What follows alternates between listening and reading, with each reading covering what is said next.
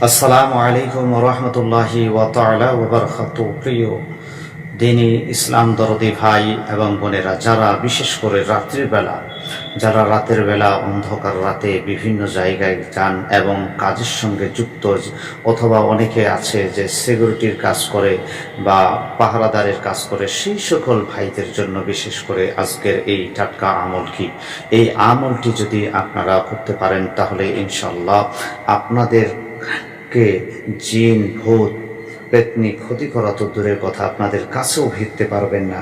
যত বড়ই খতরনাক, যত বড়ই ভয়ানক ভূত প্রেত এবং জিন হোক না কেন, আপনার কাছে ভিড়তে পারবে না, আপনার ক্ষতি করা তো দূরের কথা।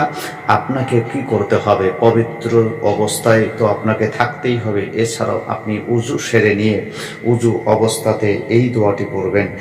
এই দোয়াটি উজু অবস্থায় বেশি না আপনি 21 বার যদি পড়তে পারেন, ইয়া মুমিনু ইয়া মুমিনু ইয়া মুমিনু, এই দোয়াটি 21 বার পড়বেন, ইনশাআল্লাহ জিন ভূত পেতনি কিছুই আপনার করতে পারবে না, কোনো ক্ষতি করতে পারবে না। এছাড়াও যদি আপনার শত্রু বেশি থেকে থাকে, আপনার পিছনে সবসময় শত্রু লেগে থাকে, আপনার ক্ষতি করার চেষ্টা করে থাকে, এরপরে আপনার শত্রুর জন্য আপনার সবসময় মনের মধ্যে একটা ভীতি, আপনার ভয়, এটা দূর করার জন্য এবং শত্রুকে পরাজয় করার জন্য, শত্রুর হাত থেকে আল্লাহর তরফ থেকে রক্ষা পাওয়ার জন্য ইয়া মুহাইমিনু ইয়া মুহাইমিনু ইয়া মুহাইমিনু আপনি সকাল সন্ধ্যা পাঠ করবেন, ইনশাআল্লাহ শত্রু আপনার কোনো ক্ষতি করতে পারবে না।